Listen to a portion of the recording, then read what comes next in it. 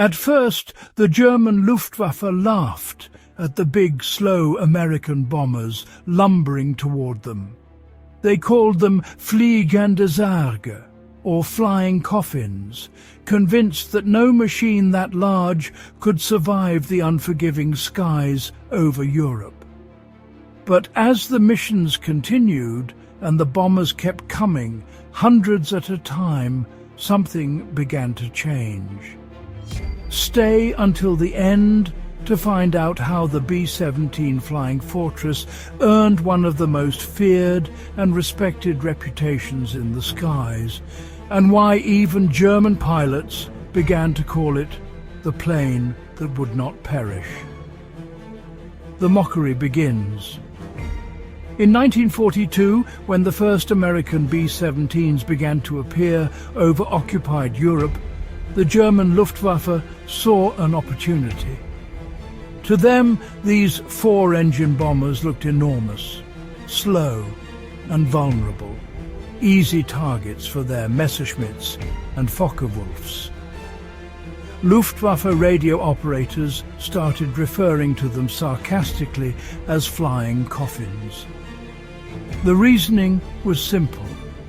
Any crew brave or foolish enough to fly straight into German airspace at just 25,000 feet without fighter escort was signing its own warrant to be terminated. At first, they weren't wrong. The early raids were brutal. The bombers flew in tight formations, believing that overlapping fields of machine gun fire could protect them. But German fighters tore through the formations, filling the skies with burning aluminum. Losses were catastrophic. Some missions saw 1 in 4 crews fail to return. The name Flying Coffins seemed to fit. The fortress fights back. But the Americans were learning. Every mission became a laboratory for survival. Gunners refined their arcs of fire. Formation leaders adjusted altitude spacing. Ground crews patched holes with aluminum and rivets until the planes looked more like patchwork quilts than bombers. Each B-17 carried up to 13 machine guns, covering nearly every angle of attack.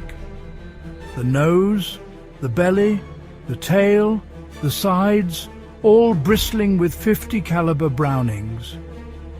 German pilots soon discovered that attacking a fortress was no simple task. The approach had to be perfect. Too far, and the heavy guns would chew them apart. Too close, and their own cannon fire risked collision. The lumbering bomber suddenly didn't seem so helpless. It just wouldn't go down. Stories began to circulate among both sides. One B-17 returned to base with its entire tail section nearly blown away, still holding altitude.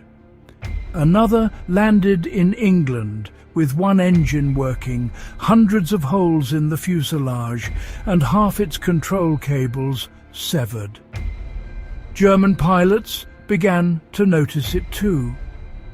After unloading everything they had into a single bomber, they would watch, stunned, as it kept flying, sometimes trailing smoke all the way home. They had laughed at the Flying Fortress. Now they whispered about it. It wasn't just an airplane anymore. It was a machine that refused to be destroyed. The turning point, Schweinfurt and Regensburg, August 17th, 1943. 2 bombing raids would change everything, Schweinfurt and Regensburg.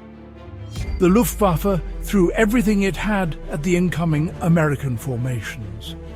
The sky turned into a battlefield of smoke, flak and shattered aluminum. Hundreds of bombers were hit.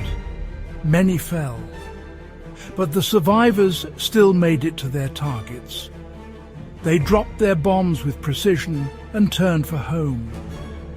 Nearly 60 bombers were lost that day, but over 200 returned. For the Germans, it was a chilling realization. Even after such losses, the Americans would rebuild, regroup, and come back again in even greater numbers. The idea of the flying fortress as a coffin no longer held. It was now a symbol of relentless persistence, the engineering behind the legend. What made the B-17 so tough? It wasn't luck, it was design. The Boeing engineers had built the airframe with redundancy in mind. Multiple control cables, reinforced spars, and self-sealing fuel tanks meant that even with severe damage, the plane could limp home. Crews often joked that the B-17 could fly on 3 engines. Some did it on 2, a few on 1. The plane's resilience wasn't just physical, it was psychological. Every returning bomber proved to its crew that survival was possible. Every landing inspired others to climb aboard the next day. It built morale the same way it built legends. German respect.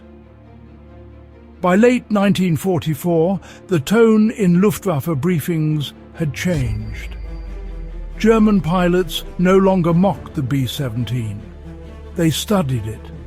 They analyzed its flight patterns, its weaknesses, and its gun arcs.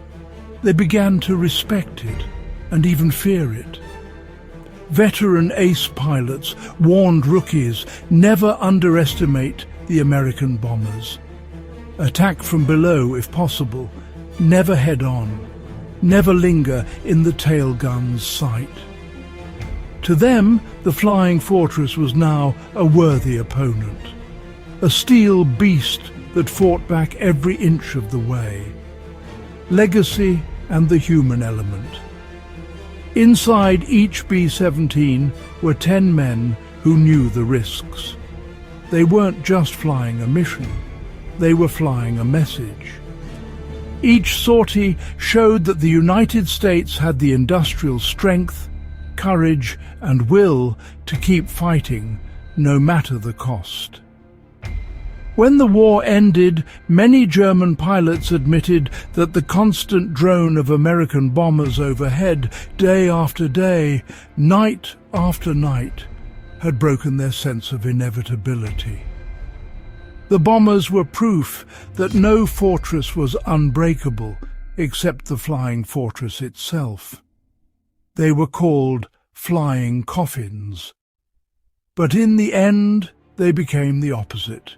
Symbols of endurance, teamwork, and unshakable faith in survival. This is a true World War II story, because sometimes, no matter how heavy the flak, no matter how fierce the resistance, the mission would continue. Do you agree? Let us know in the comments and subscribe for more true World War II stories.